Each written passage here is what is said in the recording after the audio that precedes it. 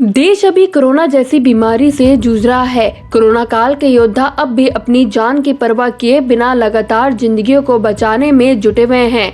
वहीं केंद्र की सरकार भी लगातार इन योद्धा को सम्मानित करने में कोई कसर नहीं छोड़ रही।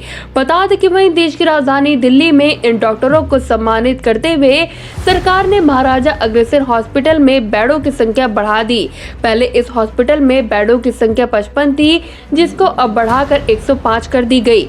इस मौके पर वित्त राज्य मंत्री डॉक्टर भागवत कराड़ ने फीता काटकर उद्घाटन किया। इस मौके पर दिल्ली के तमाम बड़े नेता अतिथि के रूप में शिरकत किए। वहीं भागवत कराड़ ने कहा कि महाराजा अग्रसेन हॉस्पिटल लोगों को अच्छे तरीके से सुरक्षा मुहैया करवाने के लिए हमेशा से अग्रणी रहा है। इस कारण से इस हॉस्पिटल का नाम हमेशा से देश के प्रतिष्ठित हॉस्पिटल में गिना जाता है। वहीं अब बेडों की संख्या बढ़ाए जाने से लोगों को अब किसी भी तरह की परेशानी का सामना नहीं करना पड़ेगा। इस हॉस्पिटल में बेटियों के पैदा होने पर किसी भी प्रकार का कोई चार्ज नहीं लिया जाता।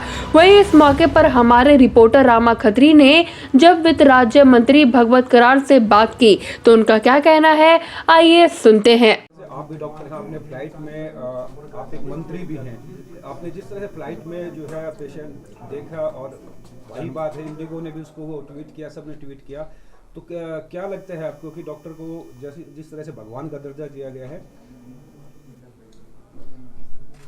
डॉक्टर एक डॉक्टर ही है।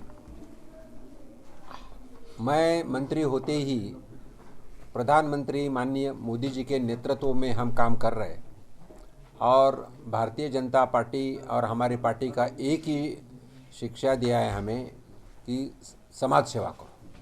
समाज सेवा करने के लिए हमारा संगठन है, समाज सेवा करने के लिए हम राजनीति में हैं और इस भारत माँ के जो सुपुत्र है सभी का, इनका रहने का दर्जा अच्छा कैसे हो, इनको अलग अलग सुविधा कैसी दी जाए, इसलिए हम काम करते हैं।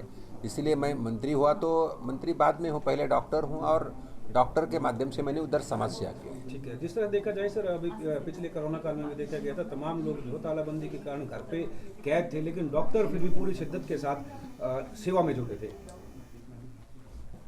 सिर्फ डॉक्टर नहीं, डॉक्टर के साथ कंपाउंडर रहो, डॉक्टर के साथ नर्सेज रहो, पूरे मेडिकल टीम, जिसके मोदी साहब ने कोरोना योद्धा बोल के उनका सम्मान किया था, तो पूरी टीम उनके साथ, पुलिस कर्मचारी भी थे, सफाई कामगार भी थे, जो जो समाज के लिए काम किए उनको कोरोना योद्धा बोले थे। और इसी की वजह से कोरोना की ऐसी बड़ी लाट जो आई थी तो उसी में भी हम भारत में सक्सेसफुल रहे।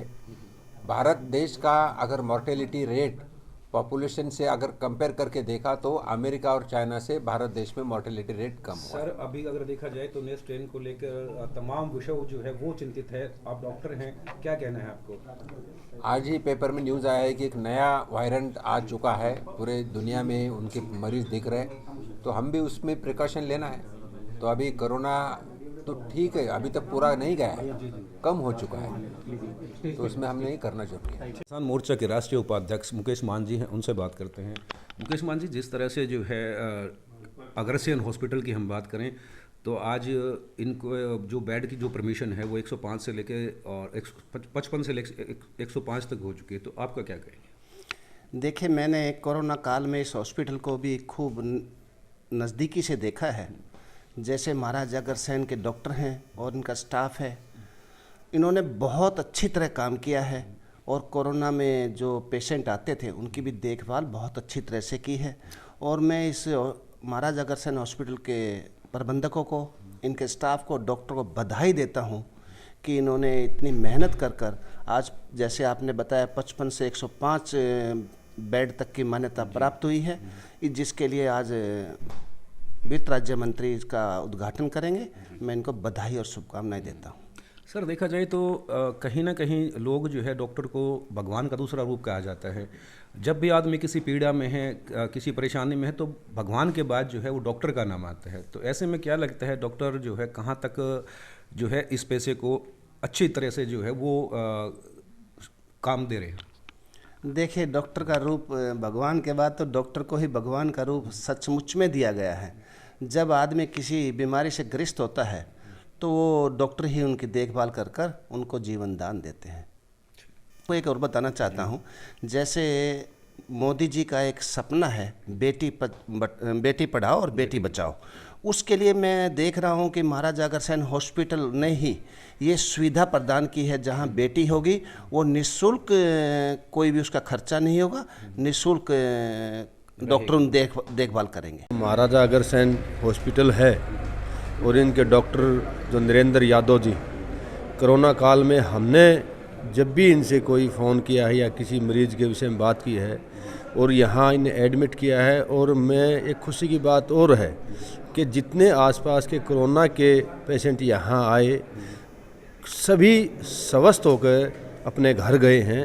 मैं इस हॉस्पिटल को अपनी ओर से और अपनी पूरी टीम की तरफ से बधाई देता हूं, और साथ के साथ इतना अच्छा अवसर है कि आसपास में कोई इतना बड़ा हॉस्पिटल नहीं था। पहले जो इनके 55 बेड थे, आज 110 बेडों की जो है ना परमिशन मिल गई है। काफ़ी अच्छी बिल्डिंग है, काफ़ी अच्छे डॉक्टर हैं, और ये आने वाले समय में आसपास के जो दिल्ली देहात में जो मेडिकल सुविधा की कमी थी वो सुविधा जो है ना पूरी होने जा रही है।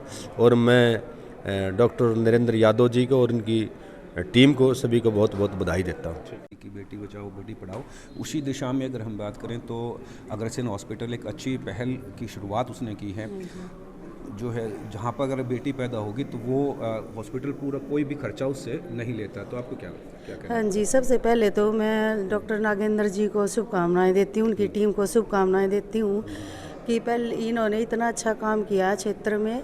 सबसे पहले इन्होंने क्या किया, बेटी बचाओ बेटी पढ़ाओ में इन्होंने जो मतलब लड़कियाँ होती हैं तो उसका कोई भी शुल्क नहीं लिया जाता है, और ये हमारे क्षेत्र में 50 से परमिशन मिल गई है, 50 बेड से अभी इनको 105 बेड की स्वीकृति मिल गई है। तो हमारा मैं चाहती हूँ कि इनको बधाई, और ऐसा क्षेत्र में ये आगे और बढ़ोतरी करते रहें।